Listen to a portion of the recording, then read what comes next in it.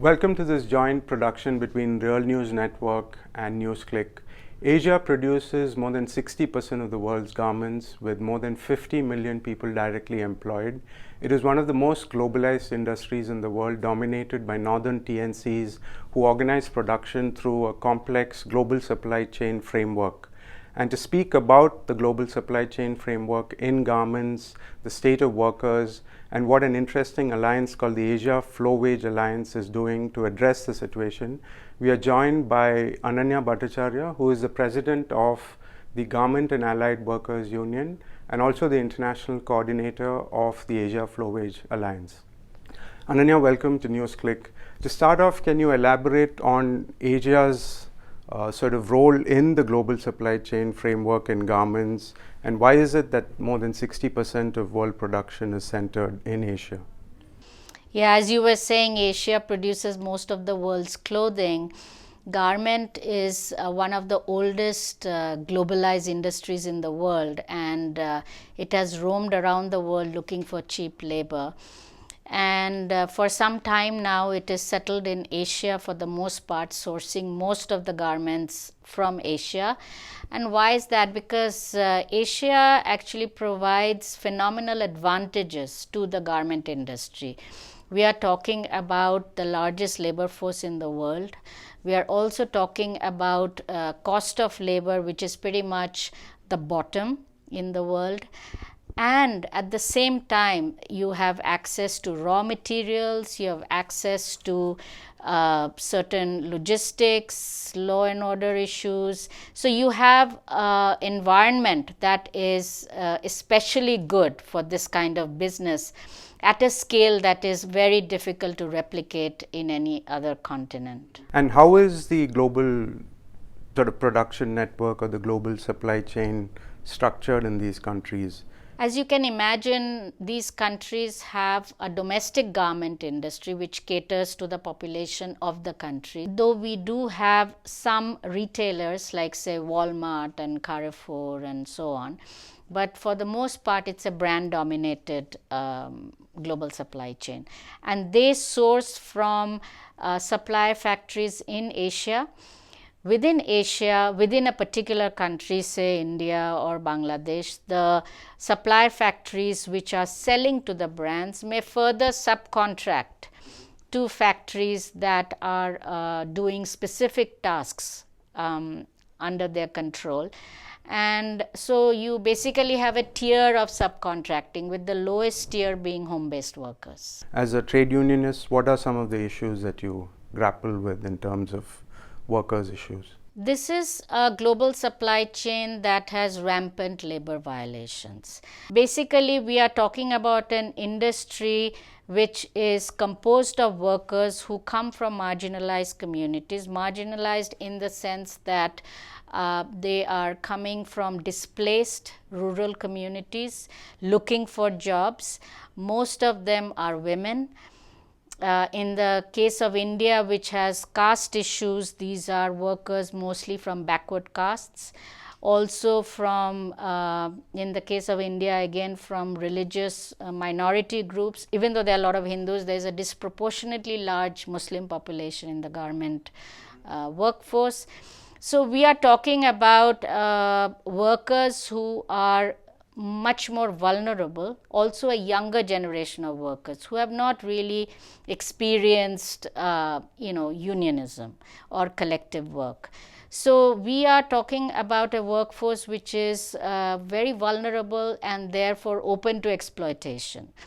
So the global supply chain, in this case, the brands are generally looking for these types of labor force in these various Asian countries. You've said that it's spread across these countries in Asia, and because of low wages and the sort of outsourcing framework, it's easy for brands to relocate if there is a campaign, for instance, to increase wages. And I think that is a philosophy that informs the creation of this international alliance. Can you sort of take us through the history of how you created the Asia Flow Wage Alliance, who are its constituents, and what has been the work done so far? typically what they try to do is pit one country against another, saying so and so's cost is a little bit cheaper, we'll go there, and so forth.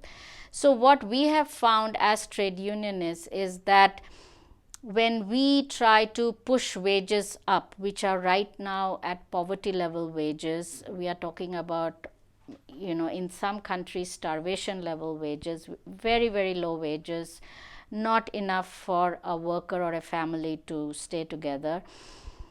So what we find is that Asian workers are being pitted against each other across national borders when we try to raise these wages.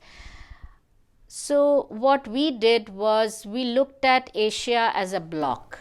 We decided that if most of the garments are coming from Asia, let's look at Asia as a block. Let's look at Asian labor as a block. And we studied the garment producing countries, and what we found is that the wages that the workers are getting more or less fall within a bandwidth that is negotiable between us, so that if all of us in Asia got together and demanded a common living wage for Asia, such that we are demanding it together, and therefore it is not possible for one country to be pitted against another. In other words, we are building unity among labor, unity of demand at a regional level, and we demand an Asian living wage, then that would be the way to bargain in the global garment supply chain. So in other words, what we are saying is that bargaining within a national framework is not working as far as wages go in the garment global supply chain. So we are developing a global industrial strategy for bargaining. Global because the supply chain is global. Industrial because we are saying that this is not for one brand, H&M or Gap, to fulfill. It is we want to set the industrial condition so that Asian workers producing garment get a common living wage. So it's not just a floor wage, but it is a living wage. And how is a living wage different from the minimum wage? What components go into elaborating what a living wage is? It's become common for people to talk about minimum wages, but minimum wage was never supposed to be different from minimum living wage. However, what we are doing now is to bring back minimum living wage, which was the original concept. And what we are saying is that Asia floor wage is setting the minimum living wage, a floor for a minimum living wage. In other words, we are saying minimum living wage should not go below this, it could go above. So it's not a ceiling, but it's a floor. And now, in terms of, you've created the alliance, you've articulated what a living wage is. What's been the sort of political response of other unions? Recently, you were at the ILO in Geneva, which had its International Labour Congress, where there was a general discussion on global supply chains. Can you speak about what happened at the ILO? What was the response of industry, of the governments, especially the Indian government? Well, the Asia floor wage, when we first announced it to the brands, we demand that the brands pay part of the Asia floor wage. Our position is that supplier factories in our countries have to obey the law, so they must pay the statutory national minimum wage. But since Asia floor wage is higher than the national minimum wage, what we are saying is that brands are responsible for the difference between the statutory minimum wage and the Asia floor wage. So that gap has to be paid by brands. So it's very important that we define the power that we are bargaining from, and we are bargaining with the brands. This is not, I'm also a local trade unionist, so this is not a bargaining with a local employer. We are bargaining with who we see as the primary economic power in the global supply chain. They control the entire chain, they control the working conditions, so we want them to pay the difference between the statutory minimum wage and the Asia floor wage. When we pose it this way, supplier factories do not typically have a problem with it because we are not asking them to pay for it. However, when we ask supplier factories, why don't you work with us to demand this of the brands? After all, it is not from your pocket, it's from the brand's pocket. What we typically hear is that they are really afraid of losing their contracts. So, and in terms of the government, we have not yet been able to really involve the government in a meaningful way in this discussion. And the primary reason, I would say, is that in these developing countries, FDI, being such foreign direct investment, is such a what should I call it? It's a religion. Without foreign direct investment, you presumably cannot have development, is what we are told.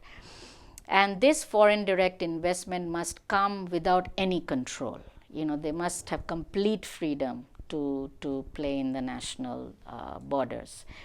So with this mentality, the government has actually not been a great ally. However, it is our claim that if brands take the initiative and say that they stand by their code of conduct, all these brands have code of conduct about decent work. If they actually want to stand by their decent work code of conduct and actually, when the rubber hits the road, they really should be ready to pay what would be a few cents of increase per piece of garment, which can easily come from their massive profits, or even a very negligible raise in retail price, which customers are willing to bear. And this survey has already been done with customers. So if brands kick in the difference, then this is a very much a doable proposition. It would override supplier factories' fears of losing contracts and also neutralize governments who think that foreign direct investment need have no morality. They can just come and do what they want. So we therefore focus on the fact that in a global economy, in the global supply chain, the TNCs, as you call them, the brands in this case, have the power to do the right thing. Asia Floorwedge Alliance also released about 5-6 reports during this period where we got a lot of media coverage. And we also released a first-time documentary on the garment industry, on our strategy, which was covered by the media. We were in business pages, industry publications, in newspapers all over the world. And it reached the halls of the ILO. The employers group had to defend itself against some of the claims that the newspapers reported based on our reports. So all in all, I would say that we came up with a statement from the ILO that now gives a mandate for how to move forward. The task is cut out for the Asia Floorwedge campaign in terms of not just widening the ambit of support that you get, including from northern unions, the ILO, other interesting frameworks, for instance, the ASEAN or the South Asian Association for Regional Cooperation. So we wish you the best in advancing this important initiative. Thank you.